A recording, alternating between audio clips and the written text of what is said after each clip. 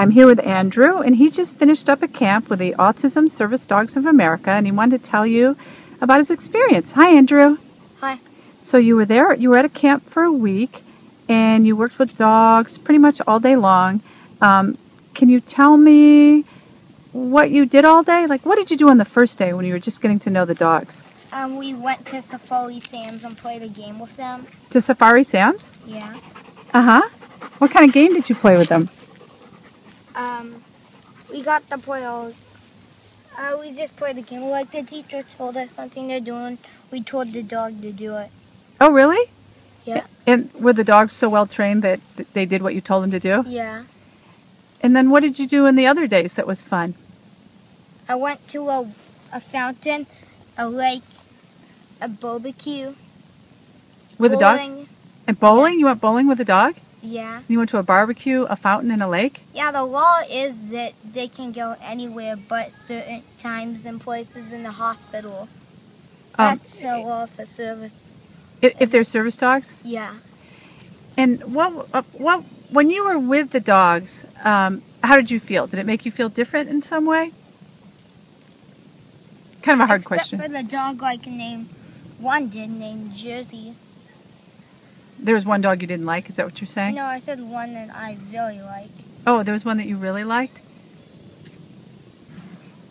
And would you like to have a service dog for yourself? No, I think a therapy dog would be better. And a therapy dog is? It's kind of like a service dog, but still knows how to do like tricks and everything and have stuff. But it's mainly just becomes a pet. Oh, it's more of a pet? Yeah. And you can still take it anywhere with you? Therapy dogs, no. So what do you think you learned from your week in camp? I don't know. Oh, you don't know what you learned? A lot about service dogs. A lot about service dogs and being with them? Yeah. I think it's really interesting that you went to a movie and you went bowling and you went shopping with these dogs? No. And how many kids were in your camp? Quite a bit, like 24, and there were like 14 dogs. Did they all want to have dogs when they were done? Like therapy dogs when they were done with the camp? No, they're autism service dogs, and not everybody had autism. Oh, really? And there were service dogs. Therapy dogs are like the ones that don't quite make it. Oh, I didn't know that. They're the ones that don't quite make it? Yeah. How would you define a service dog or a therapy dog? I don't really know. I think of them as being helper dogs. Oh, yeah. So, can you say what the very best thing that happened on your camp? Because I know you really loved the camp. Meeting and playing with Jersey. And what kind of dog was that? The one that you really liked? A white cream golden retriever. Oh, he looked a little bit like Hudson. Is that the breed Hudson is? Well, Hudson's a golden retriever. I don't think he's a white cream. He's over there doing something he's not supposed to be doing. So you liked being with that dog. How'd you feel when you were with that dog? Happy. That's nice. Well, Andrew, thank you so much for joining us and telling us about your camp. You're welcome. This is Michelle, Andrew's mom, and she's going to tell us a little bit about the camp that Andrew went to. Hi, Michelle. Hi. So you were saying that most of the kids who went to the camp were not autistic, but they were learning about these dogs and autistic kids? Yeah, about 3/4 of the kids at the camp were what we call neurotypical, meaning that they don't have autism.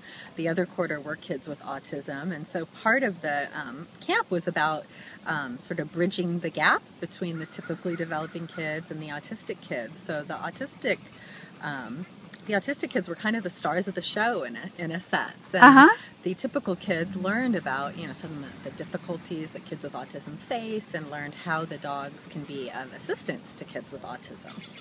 So what do the dogs do for the kids? The dogs are certified service animals, so they're placed with a child with autism, and they do different things depending on the nature of the child's difficulties with their autism. For a child with severe autism who might have meltdowns in public or might be a flight risk and run away, often the dog will be tethered to the child, and then the handler, usually a parent, will hold the leash, and the dog actually helps prevent the child from eloping. Other kids don't necessarily need to be tethered, but the dogs are there to help them feel safe and secure in situations that might be dangerous or anxiety-provoking for them. For kids like my son who have higher functioning autism, the dogs can really help alleviate anxiety. They're also trained to start sensing an anxiety attack coming on, and they're trained to give varying levels of pressure to the child to hopefully avoid a full-blown autistic meltdown. That's so interesting. By pressure, what do you mean? They'll first take a paw and put it on the child. It hopefully is a reminder and a reassurance to the child that they're safe and can feel secure. And then they'll do increasing levels. If the child still seems upset, they'll maybe put their front paws on the child and put a lot of weight on the child. And if the child's about to have a full-on meltdown, like perhaps being violent or about to run or getting destructive, they'll actually just pounce on the child and help keep the child safe. And the dog can sense all that. Yeah, they can sense it really before the child can, and often before, an adult caregiver can. Well, that's fascinating. Thanks so much for joining us. Sure.